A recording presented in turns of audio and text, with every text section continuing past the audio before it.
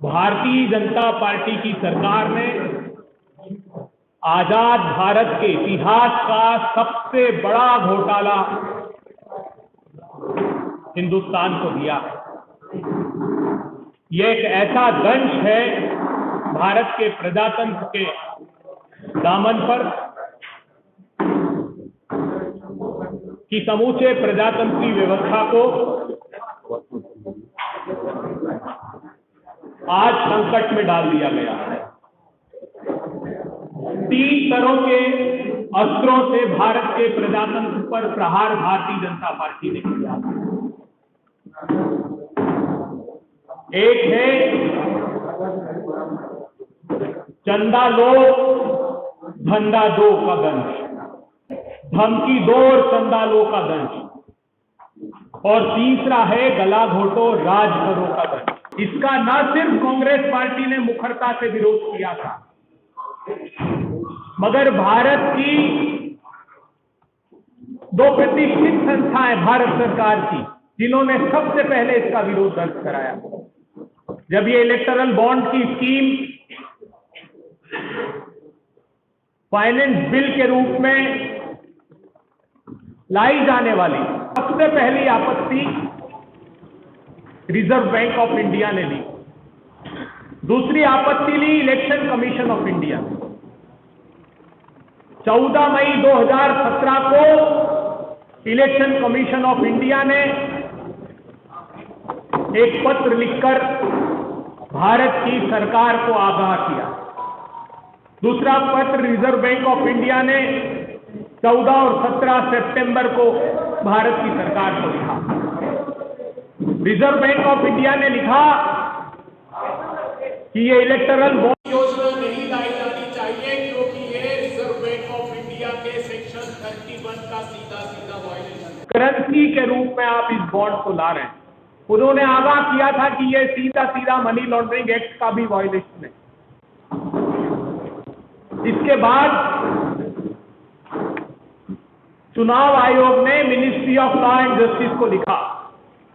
उन्होंने कहा कि ये जो इलेक्टोरल बॉन्ड की स्कीम है, ये बहुत घातक सिद्ध होने वाली है, क्योंकि इसमें भारत की सरकार कंपनी एक्ट में परिवर्तन कर रही है, भारत की सरकार रिप्रेजेंटेशन ऑफ पीपल एक्ट में परिवर्तन कर रही है, भारत की सरकार इसमें इनकम टैक्स एक्ट में परिवर्तन कर रही है। चुनाव आयोग ने यह लिखा कि भारत में जो व्यवस्था प्रचलित थी कंपनी एक्ट का सेक्शन 182, उस सेक्शन 182 का सबसेक्शन 1 ये कहता है कि कोई भी कंपनी अपने एवरेज 3 साल के मुनाफे का 7.5% से ज्यादा चंदा नहीं दे सकती। उसको अमेंड किया गया है। फिर चुनाव आयोग ने दूसरा मुद्दा उठाया कि इनकम टैक्स एक्ट का सेक्शन 13A ये कहता है कि हर हाल में जो किस कंपनी ने कितना चंदा दिया है, इसका ब्यौरा इलेक्शन कमीशन ऑफ इंडिया को देना होता है। वो आप अमेंड कर रहे हैं सेक्शन 29C को। तो चुनाव आयोग में जो जानकारी देनी है उसको भी छुपाने की बात इसमें कही गई है। उन्होंने क्या संदेश जारी किए थे? उन्होंने संदेश ये व्यक्त किए थे कि इसमें, और ये बात रिकॉर्ड पर है उनकी चिट्ठी में, कि बहुत सारी शेल कंपनियां बन जाएगी जो काला कारनामे करेगी और काले कारनामे को छुपाने के लिए ये गुप्त चंदा देगी, क्योंकि उस बॉन्ड पर किसी कंपनी का कोई उल्लेख नहीं होगा।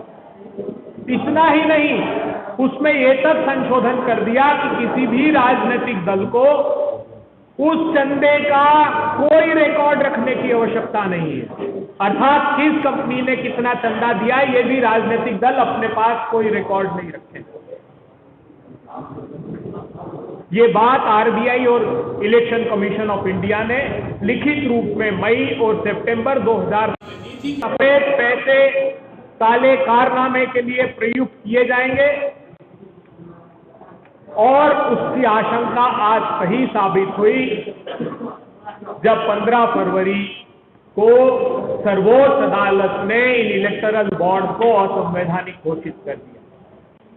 6 मार्च की तारीख तय की गई कि SBI इसकी जानकारी सर्वोच्च अदालत में दे, इलेक्शन कमीशन ऑफ इंडिया को दे और इलेक्शन कमीशन ऑफ इंडिया अपनी वेबसाइट पर डाले। मगर आपको जानकर आश्चर्य होगा कि 15 फरवरी के उस आदेश की जो समय सीमा समाप्त होने वाली थी, उसके 2 दिन पहले SBI सर्वोच्च अदालत जाता है और कहता है कि हमको जून के अंत का वक्त दीजिए, क्योंकि हम जो अल्फा न्यूमरिक उसके नंबर्स हैं, जो कोड्स हैं, वो 2 अलग अलग स्टाइलों में हैं। दुख इस बात का है कि मोदी सरकार इस स्तर तक गिर गई कि उसने भारत के उद्योग जगत की संस्थाएं, फिक्की को, CII को, इनको भी उपयोग किया और इनके वकीलों को सर्वोच्च अदालत ने खड़ा किया, जबकि उनका केस लिस्ट नहीं हुआ था। ये आजाद भारत के इतिहास में ऐसी पहली घटना है कि जब केस लिस्ट नहीं है तो भी उनके वकीलों से आर्ग्यूमेंट करा रहे हैं ताकि कोर्ट को डिस्ट्रैक्ट किया जा सके और ये जानकारी जनता के बीच ना आए। आप सब लोगों ने इतने दिनों में अलग अलग कारनामे पढ़ना प्रारंभ किए होंगे। अब तो सारे अल्फा न्यूमरिक नंबर खा गए। इन लोगों ने क्या किया है? मोडस ऑपरेंडी देखिए। सबसे पहला काम आपने सुना होगा, फिर जब धीरे धीरे अभी रिकॉर्ड निकल कर आ रहा है तो ये भी बात सामने आ रही कि चंदा देने के बाद भी छापे पड़े। बात निकल के सामने आ रही है कि वो जो प्रतिपक्षी दलों को जिन कंपनियों ने चंदा दिया था उन पर छापे पड़े, क्योंकि ये जानकारी सिर्फ भारत की सरकार के पास थी और SBI के पास थी।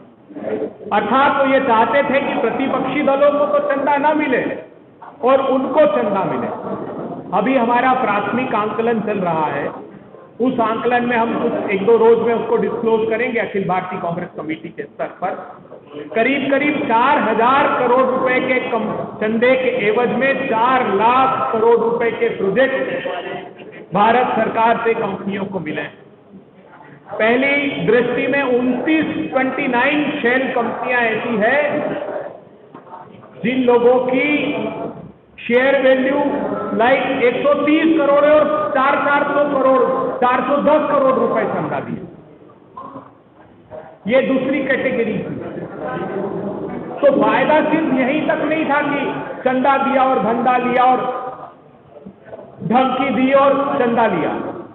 बात यहां तक भी निकल कर आ रही है कि एक स्टील कंपनी ने इलेक्टोरल बॉन्ड खरीदे, उस बॉन्ड खरीदने के सप्ताह भर बाद उस स्टील कंपनी के लिए इंपोर्ट ड्यूटी इंपोज करके भारत में स्टील को, इंपोर्टेड स्टील को महंगा करके उसको लाभ पहुंचाने की किन कंपनियों ने इलेक्टोरल बॉन्ड दिया और GST की काउंसिल में उनके जो हित प्रभावित होते थे उन हितों को साधा। ये भी बात अब देश के सामने आने वाली है। हमारे पैरों के तले जमीन खसक गई जब इतना भीषणतम भ्रष्टाचार, एक मुखौटा लगाए हुए आदमी जो कहता था ना खाऊंगा ना खाने दूंगा, उसने इतना व्यापक पैमाने पर भ्रष्टाचार किया है और अंतिम समय तक कोशिश की गई सर्वोच्च अदालत के आदेश के बावजूद। एक और बड़ा आश्चर्य हुआ हमको, पहली बार ऐसा हमने सुना है कि अदालत में इलेक्शन कमीशन ऑफ इंडिया, ये बात और जाननी जरूरी है कि ये मुकदमा 2017 से पेंडिंग था। इस मुकदमे में इसके पहले जो चीफ जस्टिस ऑफ इंडिया थे उन्होंने 2019 के वक्त ये कहा था कि अभी चुनाव है, इसलिए आज इस पर फैसला कोई देने की अपेक्षा ये उचित होगा कि आज तक की जानकारी एक सील बंद लिफाफे में राजनीतिक दल अपनी information election commission of India को दे दें। वो शायद 2 अप्रैल 19 का समय था। इलेक्टोरल बॉन्ड के अलावा क्या तरीका था? जब कोई केंद्र की सरकार ये कानून लेकर आएगी कि कंपनी इलेक्टोरल बॉन्ड से चंदा देगी, तो किसी राजनीतिक दल के पास अगर कोई कंपनी इलेक्टोरल बॉन्ड के थ्रू चंदा देती है और वो भी चंदे पर अल्फा न्यूमरिक नंबर नहीं है, ये राजनीतिक दलों को, कई राजनीतिक दलों को तो पता भी नहीं कि किस कंपनी ने चंदा दिया। सवाल इस बात का था कि कांग्रेस पार्टी पहले दिन से कह रही कि इस तरह की व्यवस्था ठीक नहीं, और ऐसा नहीं है। जब कंपनी एक्ट 1956 बना उस समय कोई प्रावधान नहीं था, लिमिट नहीं थी। लेकिन 1960 में ये बात तय कर दी गई, उसके बाद एक्ट में अमेंड करके कि मैक्सिमम 25,000 रुपए या 5% मुनाफे का कंपनी चंदा दे सकती है। असीमित क्यों किया? और ये कांग्रेस पार्टी ने नहीं, दोनों संवैधानिक संस्थाओं ने भी इस बात को, हमने कहा फ्रीज कर दीजिए, सारे राजनीतिक दलों के अकाउंट को फ्रीज कर दीजिए, मगर लेवल प्लेइंग फील्ड होनी चाहिए ना।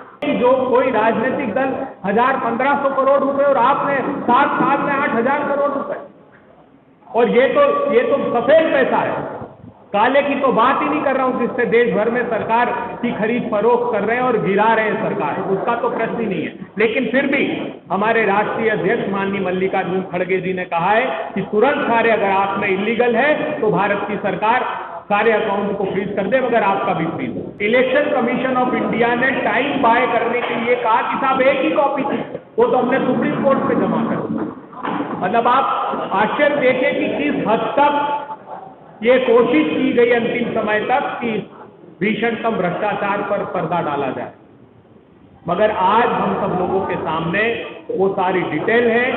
कुछ ही दिनों में हम मैच करके ये बता देंगे कि कैसे मेगा इंजीनियरिंग या उसकी सब्सिडरीज या जो लॉटरी का धंधा करने वाली कंपनियां थी, किन किन कंपनी का दिया है, उसके बाद उसको कितने कॉन्ट्रैक्ट मिले। अंतिम बात और बेहद महत्वपूर्ण बात मैं कहना चाहता हूं, भारतीय जनता पार्टी इतनी भयाक्रांत है कि वो राजनीतिक दलों का गला घोट कर ये चाहती है कि प्रजातंत्र की हत्या कर दी जाए। कांग्रेस पार्टी के अकाउंट को फ्रीज कर दिया गया है ताकि चुनाव के वक्त हम अपने जो उम्मीदवार हैं उनको उनका जायज जो चुनाव में खर्च होता है, या हम लोग जो पत्रकार वार्ता करके ट्रेन से, हवाई जहाज से या रोड के माध्यम से एक स्थान से दूसरे स्थान तक जाते हैं, या हमारे दफ्तर, हमारे कर्मचारियों की तनख्वाह, इन सबको किसी तरीके से रोक दिया जाए, इसलिए हमारे अकाउंट फ्रीज कर दिए गए। और कसूर क्या है? कसूर यह है कि 2017-18 का हमारा असेसमेंट जो हमको 31 दिसंबर 2019 तक सबमिट करना था, उसमें मात्र 14,40,000 रुपए जो हमने एक रिजोल्यूशन पास किया था कि हमारे मेंबर ऑफ पार्लियामेंट, हमारे इलेक्टेड रिप्रेजेंटेटिव्स 1 मंथ की कम से कम अपनी तनख्वाह पार्टी को देंगे ताकि हम अपने पार्टी का काम सुचारू रूप से चला सकें। उस 14,40,000 रुपए के एवज में, क्योंकि 31 दिसंबर 19 तक हमको अपने रिटर्न फाइल करने थे और उसमें हमसे 40 दिनों की देर हुई। सेक्शन 234 देखिएगा, उसमें प्रावधान है, बहुत बड़ी साधारण थी और मैक्सिमम 10,000 रुपए तक वो होता है। उसकी तुलना में हम पे 100 गुना से अधिक पेनल्टी लगाई हुई। 115 करोड़ रुपए हमारे अकाउंट्स में से डायवर्ट करके भारत सरकार के खातों में डाल दिए गए और 225 करोड़ रुपए से अधिक के पैसे हमारे अकाउंट को फ्रीज कर दिया गया। मैं भारतीय जनता पार्टी से पूछना चाहता हूं, वो राजनीतिक दल जिसका इतिहास रहा है, जिसने अपने चंदे के पैसे से धंधा किया है, बहुत प्रामाणिकता से ये बात कह रहा हूं कि एकमात्र कोई राजनीतिक दल है आजाद भारत के इतिहास में जिसने आम लोगों से चंदा लिया और उस चंदे के पैसे से धंधा किया।